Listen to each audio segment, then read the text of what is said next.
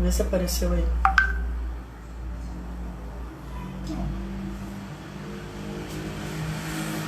Demora um pouquinho.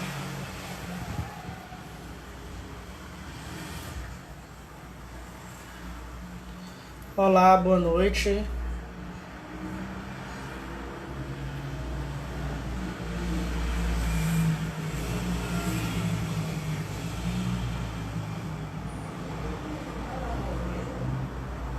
Vê se tá com áudio o vídeo. Vê se tá com áudio. Deixa eu ver aqui pra ver se vai história, né? Fala. Olá, boa noite a todos. Testando aqui o áudio, o vídeo. Todos me escutam? Olá, boa noite a todos. Testando aqui o áudio, o vídeo. Todos me escutam? Esperando um pouquinho para chegar mais gente, chegar nossa convidada, a doutora Amabile Biancardi, advogada do Sindicato dos Jornalistas.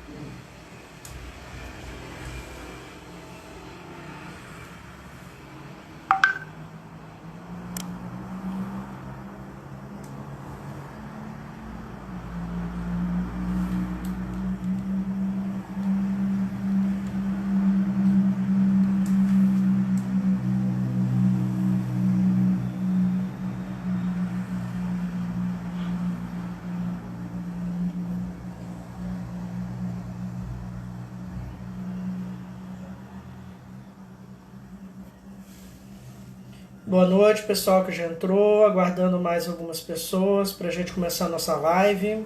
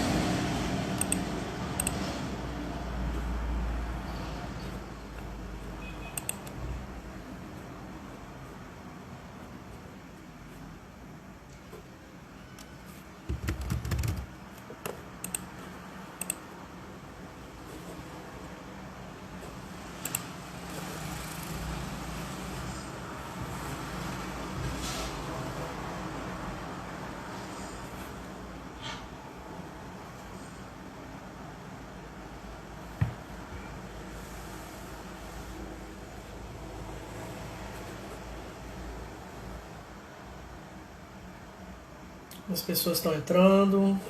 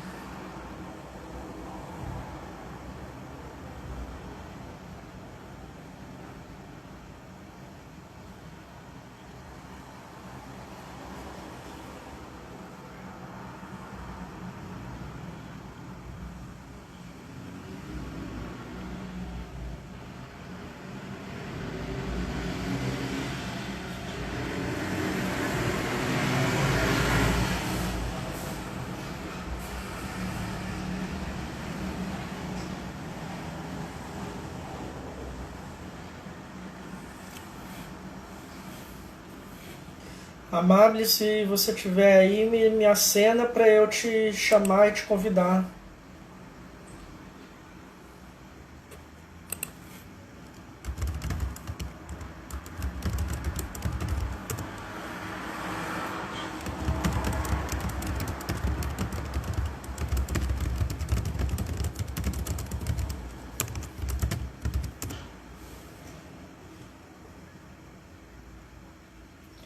Boa noite, pessoal. Aguardando um pouquinho para entrar mais gente, para a doutora Amable entrar para a gente começar a nossa live.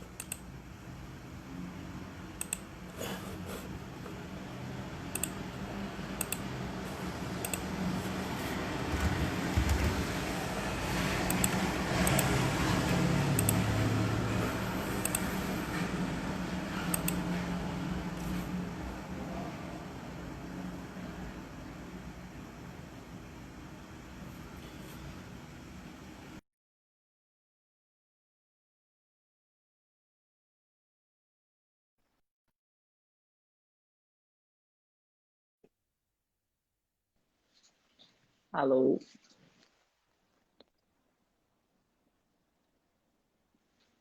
Olá.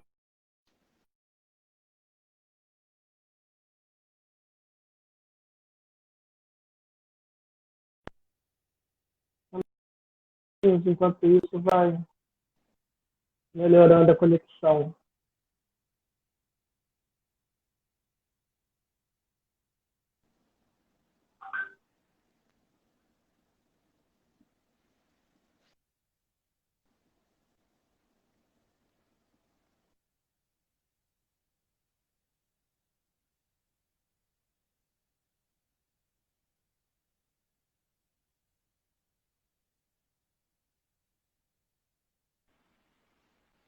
Douglas?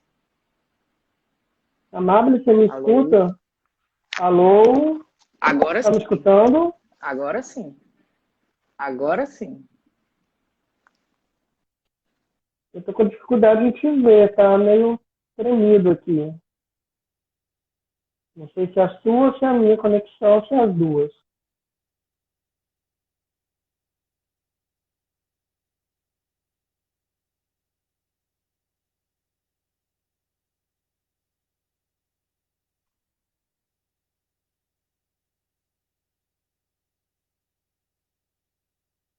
Melhorou um pouco o seu áudio, seu vídeo ainda está ruim, eu não sei para os demais. Como que tá, pessoal? Se alguém puder dar retorno aí, como que tá o nosso áudio e vídeo aí, porque a Eu, gente está começando. eu tô te ouvindo perfeito.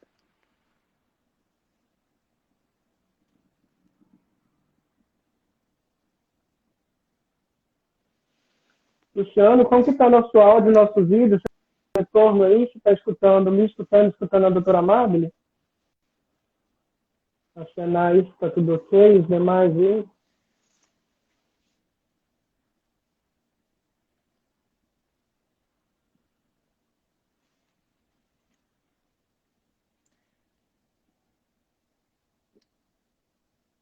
Alô? Melhorou bem. Estão escutando? Agora estou escutando, estou ficando tranquilo. Então vamos começar. Boa noite aí a todos. Nós estamos começando o nosso projeto das quintas jornalísticas. Primeiro vai ser com a doutora Amable, nossa advogada do Sindicato de Jornalistas, que tem nos defendido os jornalistas nesse tempo, principalmente nesse período de pandemia. Nosso objetivo é trazer luz dos principais problemas que a gente tem enfrentado, em especial nesse período tão difícil para todos nós, principalmente para os jornalistas que sempre estiveram na linha de frente aí, mesmo quando todos estavam, ou quase todos, né, que no Espírito Santo a gente não fez lockdown, mas quase todos estavam em casa, os jornalistas continuavam na rua correndo, inclusive, risco. Eu passo agora a minha palavra para a Amable para ela se apresentar. Oi, gente, boa noite.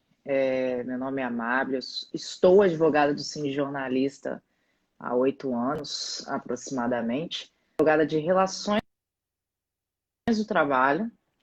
Eu sou entusiasta de ambientes de trabalhos sadios, pródigos, e é isso. Podemos aí passar para o Douglas aí. O que vocês querem saber hoje? A nossa Ah, só um live, minuto. Só um sim, minuto, Douglas. Não poderia deixar de esquecer. Quero agradecer a toda a categoria dos jornalistas pelo trabalho que tem sido feito nessa época agora de pandemia.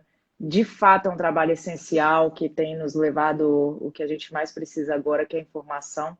Então, meus parabéns à categoria. Agora sim.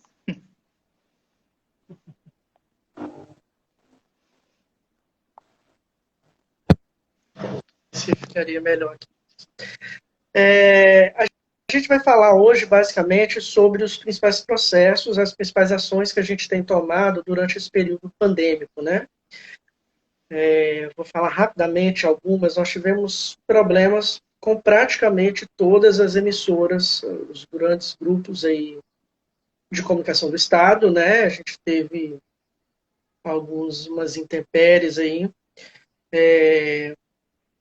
O primeiro fato a surgir que a gente atuou foi com a Rede Sim, mas teve também problemas na TV Vitória, que ainda continua tendo alguns problemas lá. TV Capixaba, infelizmente, a gente teve uma onda de demissões muito grande no grupo Saga Valpante, praticamente o grupo se desmantelou.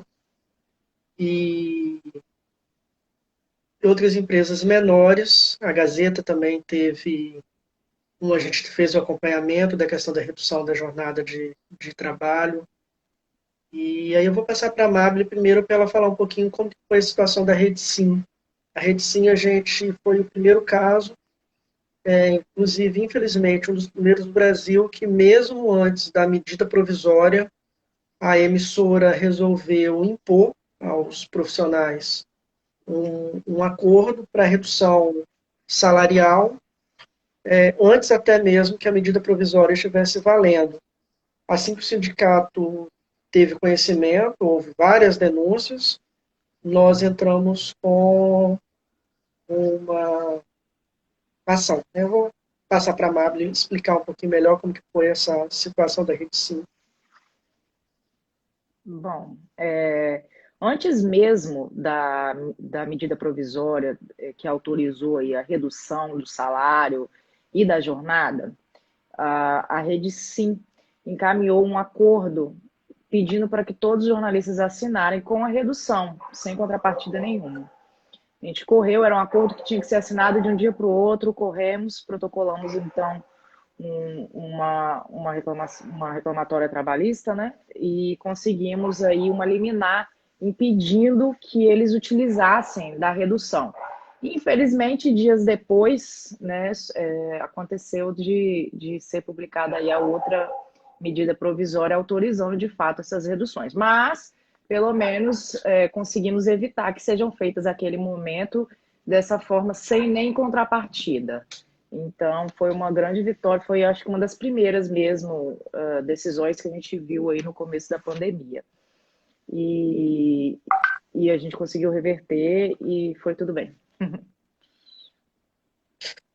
Logo depois a gente teve o caso também, praticamente junto da situação da TV Vitória, que houve demissões, que a gente entende que essas demissões poderia ter sido feita a suspensão dos contratos de trabalho para manter esses jornalistas, pelo menos nesse período, já que não teria tanto ônus para a empresa, né? E também a TV Vitória teve alguns fatos de desrespeito durante a pandemia. Reuniões com local acima da quantidade orientada pelo OMS, pelo próprio decreto do governo. O início não tinha a quantidade de máscaras suficientes, equipamentos suficientes. E aí a gente também houve a atuação do sindicato e a TV Capixaba quanto às denúncias também de demissão em massa. Aí eu vou passar para a Mabel também comentar um pouco como foi a atuação junto a essas duas empresas. Nós fomos pegos de surpresa com uma quantidade considerável de demissões, tanto na TV Vitória quanto na TV Capixaba, logo no início da pandemia. e optamos por denunciar essa grande quantidade de demissão ao Ministério Público do Trabalho. Nesse caso, infelizmente, as procuradoras entenderam que as pessoas deveriam buscar, os jornalistas deveriam buscar individualmente seus direitos, ao invés de dar seguimento aí à denúncia. Então, não houve nenhum um ponto positivo e nem negativo, mas sim que deveriam buscar individualmente. E aí a gente ficou à disposição de todos os jornalistas que se sentiram prejudicados nessa situação para poder ajuizar as respectivas ações ou tomar as devidas providências. Esse foi em relação à TV Vitória, TV Capixaba. Acho também que protocolamos sobre questões de reuniões com aglomeração, protocolamos ofício também, não foi, Douglas? Isso mesmo, a gente também protocolou ofícios junto à TV Vitória e, infelizmente, a questão do Ministério Público não houve o retorno tão positivo do Ministério Público. A gente, na verdade, acho que é bom frisar isso, até se tiver alguém do Ministério Público nos vendo, o Ministério Público, pelo menos junto à categoria de jornalista, não tem tido tanta atuação benéfica. Não sei o que tem acontecido. Né? Nós temos um alto índice de arquivamento das nossas denúncias e sempre sob a mesma justificativa, de que são questões que devem ser buscadas individualmente na Justiça do Trabalho. Isso é uma crítica que a gente tem que fazer ao Ministério Público aí. E aí cabe também frisar que o estranho é que outros sindicatos e outras entidades, quando protocolam denúncias muito semelhantes, o Ministério Público toca isso de outra forma. Então, assim, a gente vai, inclusive, já tem estudado como atuar para estar revertendo essa situação do Ministério Público do Trabalho, né? É bom destacar, no Espírito Santo. Mas, além da denúncia no Ministério Público e ações também, como da FITIM, a gente tem feito um trabalho constante, acompanhamento constante de encaminhamento de ofícios, denúncias públicas, também com produção de matérias, para estar revertendo, tentando com o diálogo fazer a redução desses problemas junto às empresas, né? A gente teve, após o encaminhamento de algumas demandas à TV Vitória, houve sim ajustes por parte da direção da TV Vitória de algumas demandas que a gente tinha recebido, como a quantidade de máscaras insuficientes, a questão de reuniões com pessoas aglomeradas, a questão até mesmo de suspeitos e contaminados por Covid. Então, a gente também preza, geralmente sempre antes de qualquer denúncia ao Ministério Público, tomar qualquer ação jurídica, a gente está sempre aberto ao diálogo, né? Eu vou destacar também, Amável, que é interessante você falar, que nós tivemos, em 2 momentos, nós fomos protagonistas aí, durante a pandemia, de ações inéditas, talvez, não sei se fora do Estado, mas pelo menos dentro do Estado, que foi a sua audiência com a Rede Sim, a audiência conciliatória com a Rede Sim, foi a primeira online, e também durante a pandemia a gente teve um caso de uma ação relacionada a uma jornalista da Rede Tribuna, que também foi online, foi também, inclusive, internacional. Conta um pouquinho sobre isso. Na verdade, acho que fomos escolhidos, não sei, em 2 momentos, né? Teve grande destaque aí, inclusive no site do Tribunal Regional do Trabalho. Primeiro acho que foi a primeira audiência online, em home office, do Covid, que fizemos pelo Sindicato Jornalista, e também fizemos uma audiência internacional. A jornalista estava nos Estados Unidos, e de lá ela participou da audiência junto conosco, e foi super prático, enfim. Nisso daí a gente tem que valorizar a nossa Justiça do Trabalho, que está na vanguarda da parte tecnológica e facilitando o acesso à justiça. Fala um pouquinho, já que a gente falou dessa audiência, comenta um pouco sobre o caso da Rede Tribuna, do ganho que teve quanto à situação da jornalista, se salvo engano, ela foi demitida mesmo estando no período de licença maternidade, não seria isso? Na verdade, ela estava de licença, licença não remunerada, teve o período de gestação, enfim, e a tribuna não encaminhou para o INSS para o recebimento da licença, tampouco fez o pagamento, a remuneração. E aí tivemos procedência em todas as instâncias para que ela viesse a receber a licença que foi paga pela rede. Foi paga pela rede, conseguimos finalizar, e foi uma grande conquista, depois de alguns anos, mas deu tudo certo. A outra questão que a gente chama atenção, aproveitar aí que os jornalistas estão analisando, principalmente os jornalistas ligados à Rede Tribuna, também tivemos questões de parcelamento de verba rescisória nesse período. Tivemos semana passada uma liminar autorizando que se fizesse a retirada do FGTS na íntegra e não parcelado. Essa decisão foi semana passada, acho que eu nem comuniquei a você, Douglas, mas tivemos, então... Não, acho que não, você só comentou que ia ter a audiência.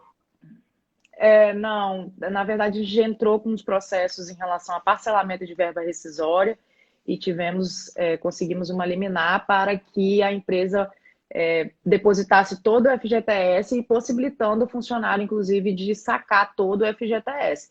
E enquanto o processo corre, outras questões vão ser decididas. Então, isso em relação ao parcelamento foi muito bom também.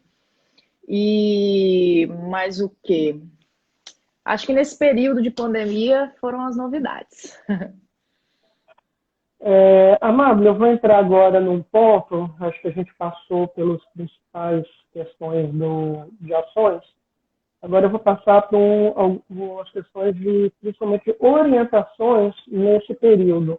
Está surgindo muitas dúvidas, né? Na verdade, também cabe destacar que aqui de novo até pelo âmbito jurídico, né? Essa situação da pandemia, acho que uma grande pandemia dessa só tinha ocorrido com a gripe espanhola, salvo engano.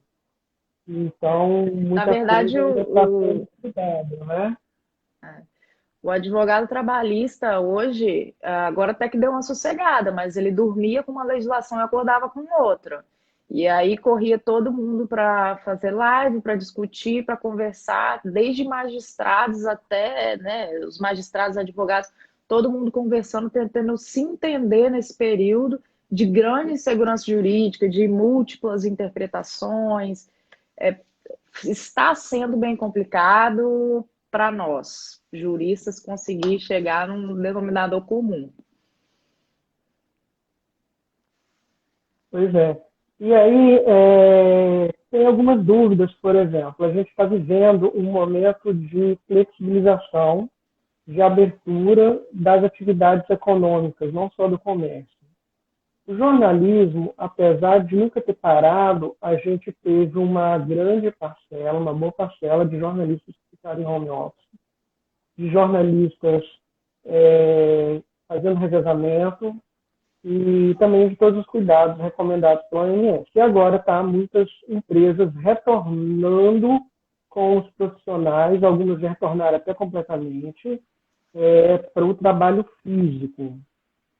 Primeiro, eu vou destacar que a orientação, como a gente emitiu semana passada, salvo engano, é que o entendimento nosso, por garantias da saúde dos jornalistas, não só dos jornalistas, mas de toda a sociedade, sabendo que o vírus ele ainda está circulando e ele é muito fácil de se proliferar, o entendimento nosso é que se o jornalista pode, o profissional pode continuar trabalhando em home office, que a empresa mantenha ele em home office por segurança de todos, por saúde e segurança de todos, né?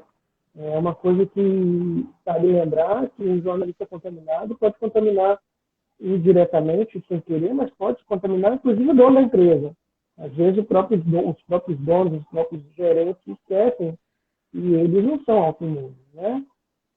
Então, acho que o nosso reforço da nossa fala de que os setores que ainda são possíveis manter atuando em home office, que se mantém em home office. E os demais setores que as empresas, pelo menos, retirem esses jornalistas do caos que está sendo o transporte coletivo no Espírito Santo. E, lamentavelmente, o governo do Estado ele atuou muito bem na pandemia, fazendo ampliação dos leitos, mas uma coisa que foi praticamente inexistente foi a atuação efetiva do governo do Estado junto ao transporte coletivo. O que aconteceu e que continua acontecendo no transporte coletivo da Grande Vitória é um verdadeiro genocídio também. Né? Muito se bate no governo federal quanto aos erros aí cometidos, mas o governo estadual, basta falar que no momento de pandemia, em vez de aumentar a quantidade da frota, eles reduziram e colocaram o ônus no passageiro, no trabalhador. Ora, todo mundo sabe, se você é trabalhador, como que eu vou virar para o meu chefe, não, estou esperando o ônibus? Não existe isso, mesmo na pandemia. Você vai esperar quantos ônibus para pegar até aparecer um ônibus vazio? Né?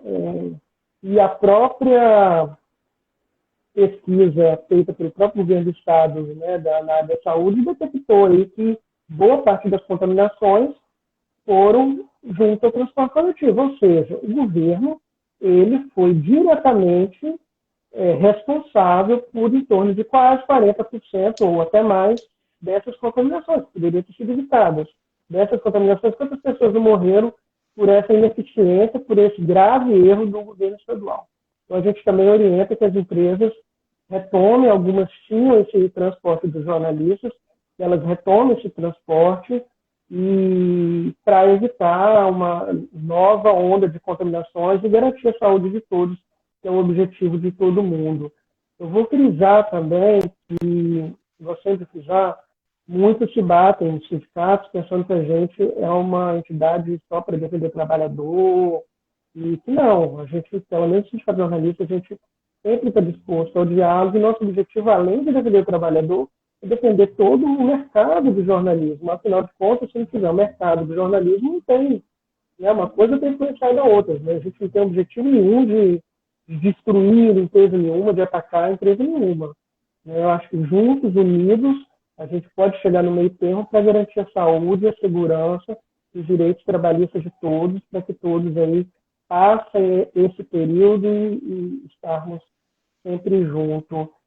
Aí, Amável, em cima disso, eu vou começar a fazer algumas perguntas que vêm chegando nesses últimos dias sobre a questão do Covid. Por exemplo, o jornalista, ou mesmo o profissional que contrair a Covid, isso pode ser considerado um acidente de trabalho, uma doença ocupacional? E sim, tem a necessidade, qual a orientação? Que a empresa faça um CAT, que o profissional solicite a empresa para fazer um CAT, ou entre em contato com o sindicato para que seja feito esse CAT? Bom, vamos lá. Muito se ventilou na imprensa um tempo atrás por conta de uma decisão do STF em relação ao Covid ser doença ocupacional. O que aconteceu? Na medida provisória, estava escrita na 927, na medida provisória, estava escrito que não seria considerado doença ocupacional, salvo comprovado nexo. O que aconteceu? O STF entendeu que esse ônus da prova, vamos tentar tirar o juridiquês para vocês entenderem, que essa possibilidade de realizar essa prova para o empregado seria muito difícil, muito complicada e muito danoso para ele realizar essa prova. E aí ele deu uma decisão de inconstitucionalidade nesse sentido, falando, olha, na verdade, o ônus da prova passa a ser, de fato, do empregador. E aí muito se noticiou sobre Covid sendo doença ocupacional e tudo mais. A grande questão é que uma coisa que não terminou e não saiu da voga da questão é o nexo de causalidade, o nexo epidemiológico, ou seja, ligar a contaminação ao exercício efetivo do trabalho. Então, se você me perguntar, a Covid pode ser considerada doença ocupacional? Sim, pode. O problema é a gente chegar e fazer a prova por conta desse nexo, já que a contaminação pode acontecer em qualquer lugar. E ainda tem a legislação de previdenciária ainda coloca que doenças endêmicas não seriam consideradas assim um acidente de trabalho, uma doença ocupacional. Então, em tese pode sim ser considerado. E se se acontecer uma contaminação, deve sim ser gerada uma CAT, a empresa tem a obrigação de fazer sob pena de multa, mas o próprio trabalhador pode fazer, o sindicato também pode fazer essa CAT por conta das inúmeras consequências. É aconselhado, inclusive, comunicar ao sindicato justamente para a gente conseguir ter esse controle, mas não é uma certeza de que se houver essa contaminação por conta do Covid, que necessariamente vai ser uma doença do trabalho. Mas é uma possibilidade. Ou seja, então a orientação é, se por acaso, infelizmente, seja contraído o Covid, o jornalista entra em contato com o sindicato, entra em contato com a empresa para estar registrando essa CAT, até mesmo porque, né, Amável, a gente não sabe, há muitas dúvidas aí de quais as sequelas que a doença pode ocasionar no profissional, né? O ideal é fazer o registro, obviamente, e depois discutir as outras questões, mas uma vez que pode sim, tendo elementos para ser considerado doença ocupacional, deve sim ser emitida a CAT. Ok. Uma questão mais de segurança mesmo, inclusive do profissional jurídico e também segurança até para a empresa também, né? Agora, se eu estou trabalhando e meu amigo pega Covid, se eu peguei Covid, automaticamente entende que você está afastado. Agora, e se um amigo meu pega Covid, e as pessoas que tiveram um contato diário, qual seria a recomendação, Amável, que você daria para essas pessoas que teve contato com o jornalista? A empresa seria obrigada a afastá-las também? Bom, vamos lá. Isso daí é muito complicado de responder, mas vamos lá. O ideal é o seguinte, que você comunique tudo ao seu superior hierárquico. Ele é responsável por manter um ambiente de trabalho sadio. Você vai comunicar, relatar. Existem as regras dos órgãos dos sanitários, né, as indicações do que deve ser feito. O superior hierárquico, junto com o profissional, vai avaliar questões de sintoma, o quanto da proximidade, e aí vão ser decididas ali se vai haver o afastamento preventivo ou não. Não existe regra para isso, só bom senso mesmo. Entendi. Um outro caso também que a gente tem evidenciado, que está gerando muita dúvida, é que o governo autorizou a suspensão do pagamento do FGTS dos trabalhadores durante esse período. E aí, dois casos. A gente já tem algumas empresas, né? Como uma empresa que é reincidente em não fazer depósito de FGTS, e as outras também, nesse período, vai ficar sem fazer. Como que o profissional ele vai pode acompanhar esse retorno? Como que a gente pode orientar para o profissional estar checando e depois a empresa vai fazer e vai recolher esse FGTS? Tem alguma regra para o recolhimento posterior? Ainda não foi também feito essa regra, tipo, a empresa deixou de pagar, acho que são 4 meses, salvo engano, né? Aí quando voltar, ela vai ter que pagar tudo de imediato, ela vai poder parcelar, entrar naquela acordo, como é feito com dívida do FGTS. Como que fica isso? Então, o que o trabalhador ele tem que sair por hora é legal e vai poder sim fazer o parcelamento até dezembro. O que tem que ser observado? No site da Caixa tem como você acompanhar o extrato da sua conta vinculada, os depósitos que estão sendo feitos e tudo mais. Acabando esse período, não havendo, óbvio, uma nova alteração legislativa permitindo alguma outra situação de suspensão e parcelamento, o ideal é acompanhar esse extrato. Se eu não me engano, dá para cadastrar e receber até por SMS as movimentações do extrato da conta vinculada. Então, o que tem que ser feito é monitorar mesmo. Infelizmente, a suspensão agora é legal, como eu disse, então tem que acompanhar o extrato. Acabando esse período, que vai ser em janeiro, e a empresa não fazendo aí os depósitos, aí você pode vincular, por exemplo, uma rescisão indireta por não ter depositado FGTS, ou buscar fazer essa cobrança judicial, enfim. Aí outras medidas têm que ser adotadas, e aí vocês têm que buscar aqui o sindijornalista nos procurar para que a gente possa orientar para a adoção das medidas cabíveis. Entendi. Entendeu?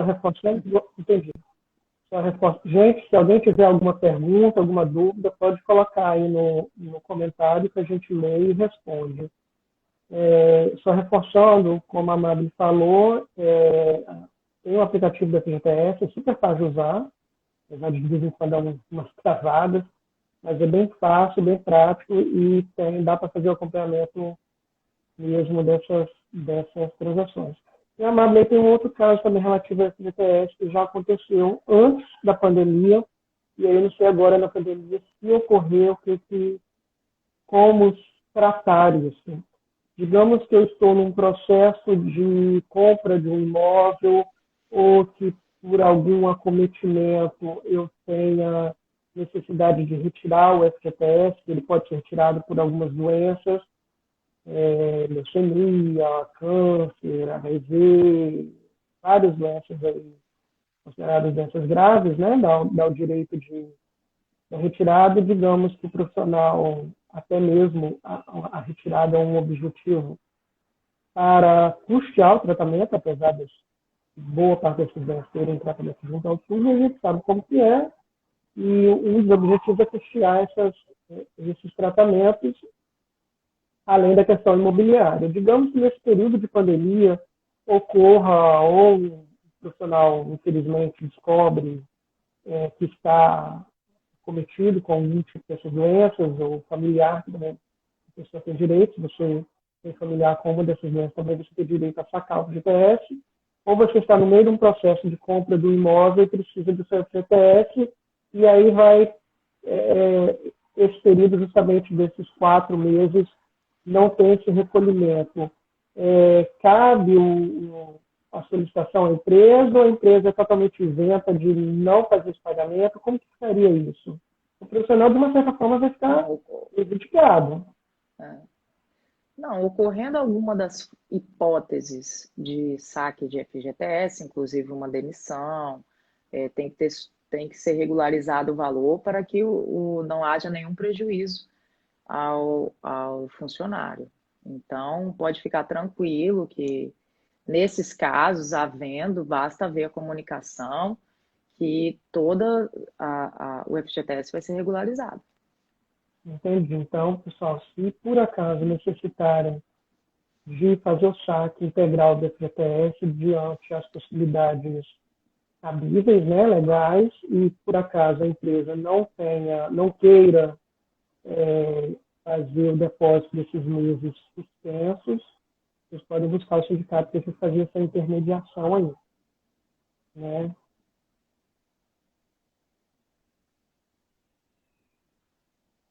Amável, uma outra coisa que cabe a gente reforçar também é que durante esse período a gente fez uma consulta pública, acredito que muitos que estão aqui participaram, sobre a manutenção da convenção coletiva.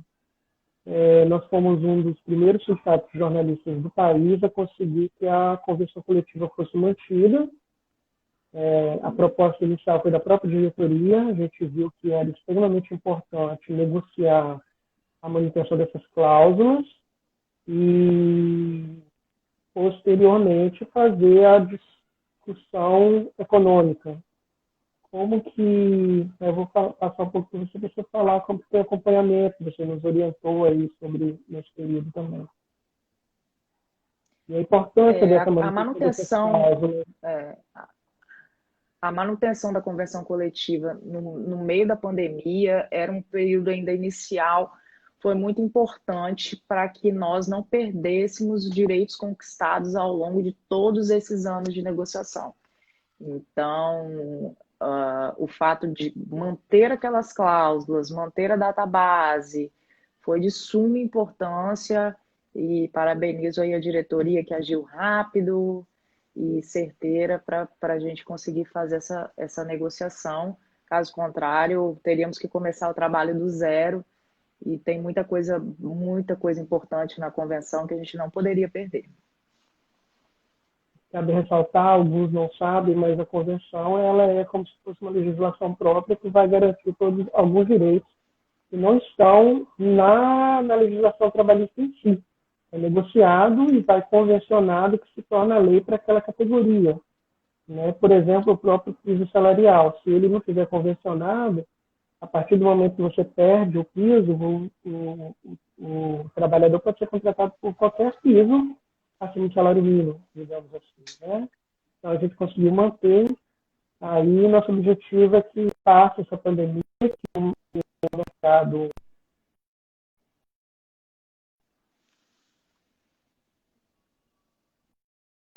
para a gente tentar negociar pelo menos a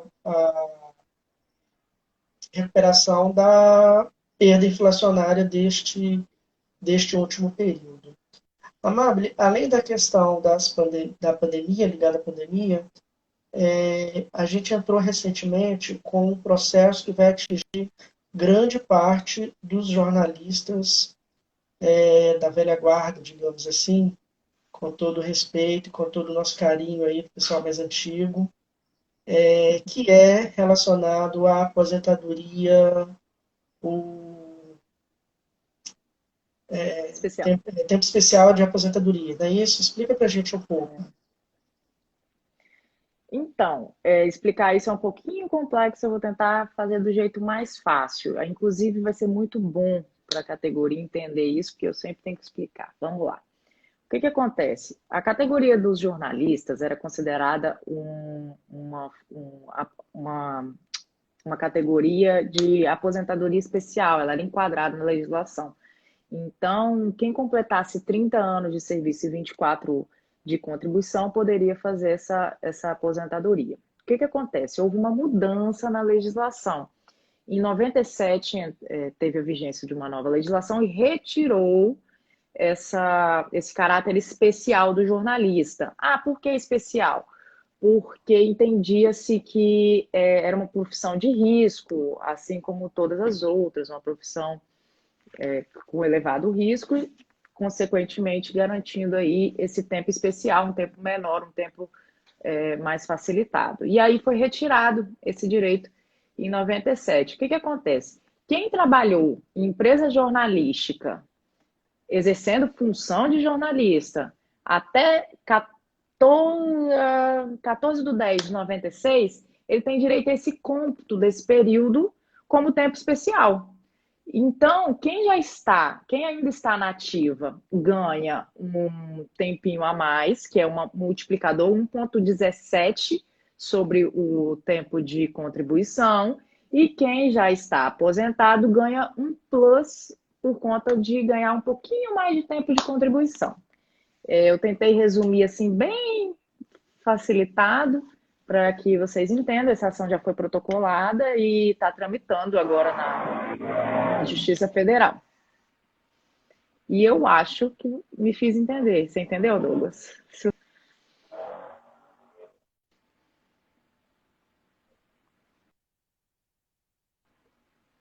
Amável.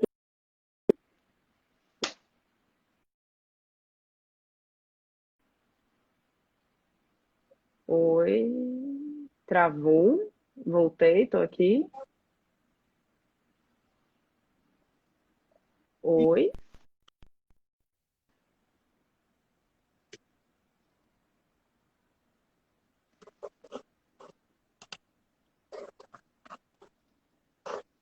Douglas, tá aí?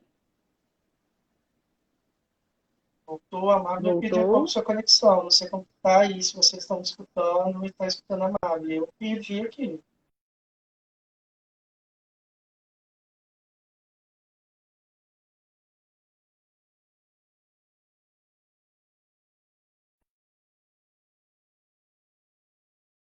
estão me ouvindo? Alô, melhorou, pessoal? Alô, como é que tá aí? Alô. Para mim tá tudo bem aqui agora, Douglas, estou te ouvindo. Agora melhorou, eu mudei. Minha net, infelizmente, parece que foi ruim aqui. Mas aí, voltando, Amado, só finalizando, basicamente o pessoal que aposentou, que tinha direito a aposentar até 96, o jornalista tinha o tempo Um para direito a um aposentar. cômputo especial. É, Até, assim, era considerado uma profissão de risco e então teria uma aposentadoria mais facilitada, digamos assim. E aí, com a alteração da legislação, essa facilidade acabou, porém, existe um direito adquirido de quem trabalhou naquelas condições até o período de 96. Então, quem trabalhou naquele período em empresa jornalística teria direito aí a esse cômputo do tempo especial para a sua aposentadoria. É computar esse tempo na sua aposentadoria, seja para o pessoal da ativa, seja para o pessoal que já está aposentado. na prática, seria quem está trabalhando ainda e atuou antes de 96, o objetivo da ação é ganhar um pouquinho, é trabalhar um pouco menos, digamos assim. E quem já Exatamente. aposentou tem um plus de algum valor remuneratório por essa perda aí na época de que foi feito o cálculo da aposentadoria, né? Porque o que você ganha, a grosso modo, seria isso. Aí você ganha um multiplicador, digamos assim, do seu tempo. E esse multiplicador a gente está trabalhando na base de 1,17. Então, é só fazer um cálculozinho, que mais ou menos assim, quem trabalhou 10 anos numa empresa jornalística ganha 13 anos de contribuição. Deu para uma quantidade entender? razoável, né? Em torno de 4, Ganha um pouquinho de tempo a mais e aí trabalha um pouco menos e quem está na ativa ganha um reajuste no salário. No salário não, na aposentadoria. A gente chegou também a conversar internamente sobre, diante a muitos problemas que a gente tem vivenciado, e até a questão não só de violência contra o jornalista, mas questões da violência junto à sociedade, a questão da pandemia, tem sido característica, pelo menos o entendimento nosso, é que a gente não é uma profissão de risco, mas a gente, em alguns momentos, a gente está em áreas insalubres e de risco. Você acha que seria cabível a gente conseguir alguma gratificação nesses períodos que acontecem, ou nessas coberturas de repórter que está na área externa? Você acha que isso é cabível? Acredito que sim, mas depende de orientar uma perícia que vá determinar se as condições de trabalho são condições consideradas perigosas, insalubres. Então, existe essa possibilidade dessa constatação. De fato, nem todos os jornalistas trabalham em condições perigosas, tem muita gente que fica só na redação, enfim. E seria para o pessoal que vai para a linha de frente, né, que a gente chama. Então, a meu ver, dependendo dessa exposição, é possível, sim. Como eu falei, a gente tem já feito essa discussão interna, né, Amado? Isso trazendo à tona. E muitas vezes a gente é super tranquilo não, né? Mas é tranquilo fazer as matérias, as reportagens, mas ao mesmo tempo tem reportagens aí super complicadas e o repórter, se não ele coloca a sua vida em risco, mas a própria situação coloca a vida dele em risco, como em casos de coberturas de enchentes, de tragédias naturais, da questão da saúde pública agora por causa da pandemia, entre outros fatores. Então, assim, o entendimento nosso é tentar ver se, pelo menos nesse período e nessas coberturas, há algum tipo de gratificação para estar equilibrando esse risco, essa insalubridade temporária que os profissionais perenemente aí eles correm, né? Eu acho que basicamente a gente falou sobre todas as demandas que a gente tinha separado. Se alguém tiver ainda alguma outra pergunta aí, fiquem à vontade para nos passar. Um dos poucos pontos que a gente não comentou, Amável, é sobre o home office em si. A gente tem vivenciado alguns casos também de home office e cabe salientar que a gente não tem na convenção ainda nenhuma cláusula específica sobre home office. Acreditamos que de agora para frente a gente vai ter que estabelecer, né, algumas coisas. E aí eu vou pedir algumas orientações, que, por exemplo, como que o jornalista poderia chegar num acordo para algum tipo de contribuição para a despesa de custo, se por acaso ele tiver e ele sentir essa necessidade, teve algum tipo de despesa de custo extra, talvez por uma compra de um equipamento. Tem muitos jornalistas que hoje em dia não tinha, estão acostumados a trabalhar com o computador da empresa e os smartphones hoje em dia agilizam muito, em casa não tem. Nesse período, por exemplo, não tem como trabalhar no dia a dia sem. Uma cadeira, talvez mais confortável, né, que vai garantir a saúde e segurança dele mesmo em casa, uma conexão melhor, por aí vai. Se o profissional sentir alguma necessidade de remuneração financeira para contribuir e fazer o custeio desses gastos, qual que seria a sua orientação? Olha, infelizmente a legislação, a imposição, digamos assim, dessa ajuda de custo, ela é discricionária.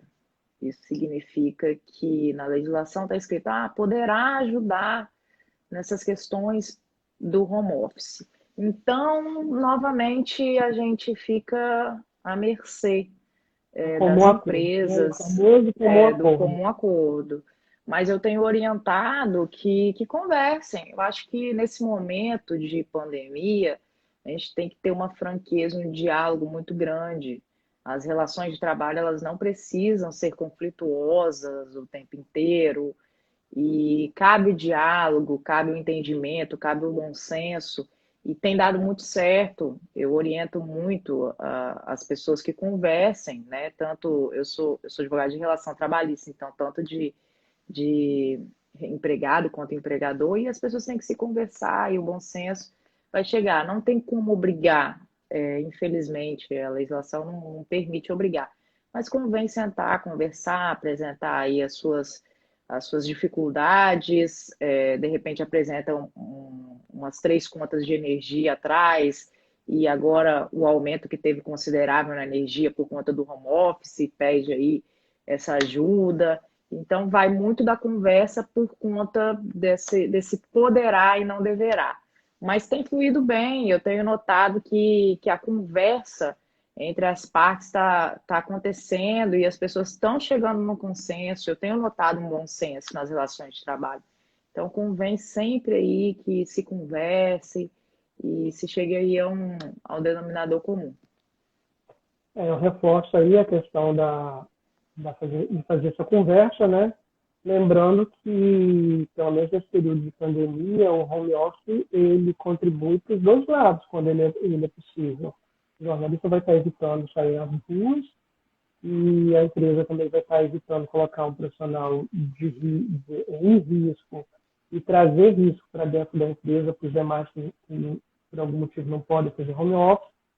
E também tem um custo também. A empresa acaba tendo uma redução de custo de um lado e o jornalista também, apesar de alguns custos, aí acho que cabe também o bom senso do profissional até que pontos que ele teve efetivamente algum aumento de custo, qual o aumento de custo, e conversar com a sua empresa, e em algum caso que tem essa dificuldade, a gente está à disposição para fazer essa conversa, para negociar, olha, chefe, eu estou precisando, eu não tenho computador, meu computador está muito ruim, libera o computador da empresa, ou dá uma gratificação a mais.